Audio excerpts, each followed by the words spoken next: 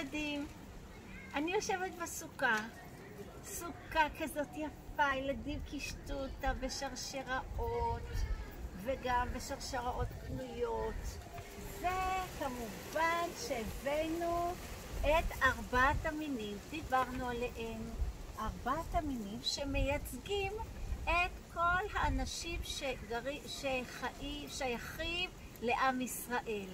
האתרוג שיש בו גם טעם וגם ריח, הלולב שהוא מייצג את עץ התמר שיש בו רק טעם, אין לו ריח. ההדס יש לה ריח אבל אין לה פרי, אין לה טעם, והערבה אין לה טעם ואין לה ריח. עכשיו אני רוצה לדבר רגע על האתרוג. האתרוג שייך למשפחת פרי ההדר. תראו כמה הוא דומה, למה הוא דומה? למי הוא דומה? הוא דומה ללימון. שיר, תראי לנו את הלימון. תראו כמה הוא דומה ללימון. הוא גם בצבע צהבהב, יש לו פה שפיץ כזה, לשפיץ שלו קוראים פיתם, והוא מאוד יקר, צריך לשמור על הפיתם שלא ייפול ולא יישבר. הוא שייך למשפחת פרי ההדר. מי שייך עוד למשפחת פרי ההדר? אמרנו הלימון. ללימון בוודאי יש ריח, אם אני עושה חריץ קטן, ריח ניחוח. ויש לו טעם. איזה טעם יש ללימון? חמוץ. יש לו חמוץ, אבל הוא מלא בוויטמין C. אם יש לכם כאב גרון, כדאי לכם לסחוט לימון ולשתות אותו.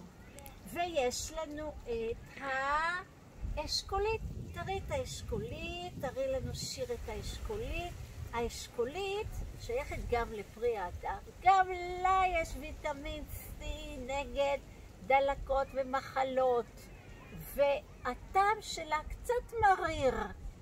אבל יש אנשים ששותים אותה לרוויה אחרי שסוחטים אותה. ויש לנו פומלית. יש לנו פומלית. שיר, תראי למצלמה את הפומלית. הפומלית, שיר מאוד אוהבת פומלית. הפומלית היא גם כמאוד בריאה, והיא חצי מרירה, חצי מתקתקה. ויש לנו את הפומלית.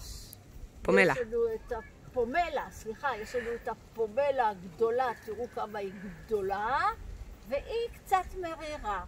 יש לנו גם, שכחנו, האח הקטן של הלימון הוא הליים. הוא הליים, זה מין סוג לימון כזה, גם עשיר בוויטמין C. ויש לנו את התפוז.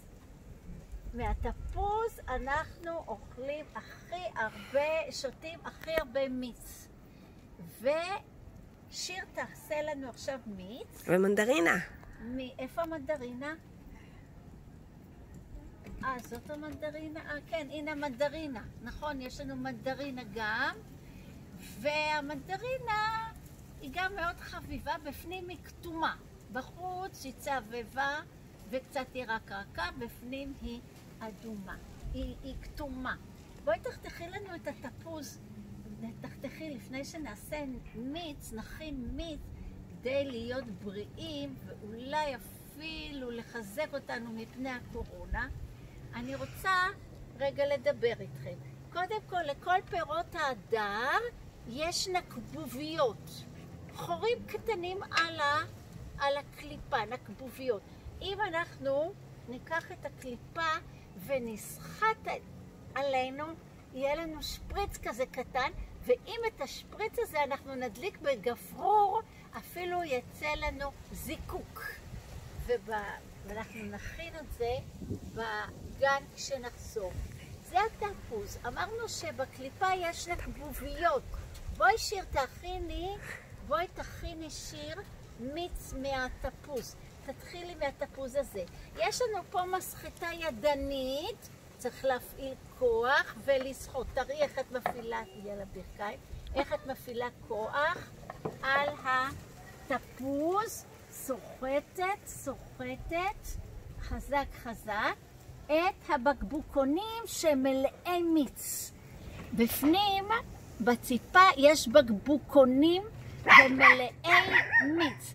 ומה שאני רוצה להגיד לכם, שאתם יודעים שיש בתוך הפרי את הגרעינים שהם הזרעים, ואם אנחנו נשתול אותם, יגדל לנו מטש של תפוזים, ולמטש של תפוזים או של אשכוליות או של לימונים קוראים פרדס. פרדס. פרדס, מקום שבו גדלים עצי תפוז, עצי לימון, עצי פומלה, עצי פומלית, מפרי ההדר. הנה שיר סוחטת במסחטה. בואי אפשר כבר להראות את המיץ.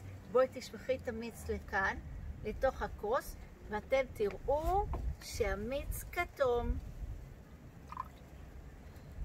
אבל יש לנו עוד מסחטה. צריך אליה פחות כוח. בואי תראי. יש לנו מסחטה עם מנוף, מכנית. יש לנו מסחטה מכנית.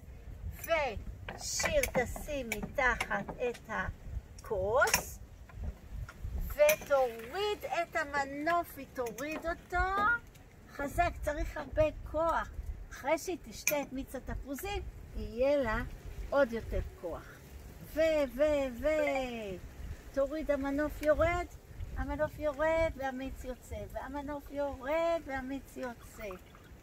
איזה יופי, יש לה כוח, עד שהוא ירד למטה, למטה, למטה, והנה שיר כבר יכולה לשתות לרוויה את המיץ. בגן יש לנו גם מסחטה אוטומטית חשמלית. מפעילים אותה והיא מסובבת ולוחצת את התפוז לרוויה. לרוויה, ילדים, תתחילו לשתות מיץ תפוזים. אמרנו שגם בקיווי יש ויטמין C ובכל פירות ההדר. וזה בהקשר של האתרוג שלנו, ששייך למשפחת מיץ פרי ההדר. אנחנו גם נשמע סיפור שנקרא מיץ אתרוגים. כדאי לשתות מיץ אתרוגים? אני לא בטוחה. אמנם יש טעם, אבל הוא לא כל כך ערב, הוא לא כל כך טעים.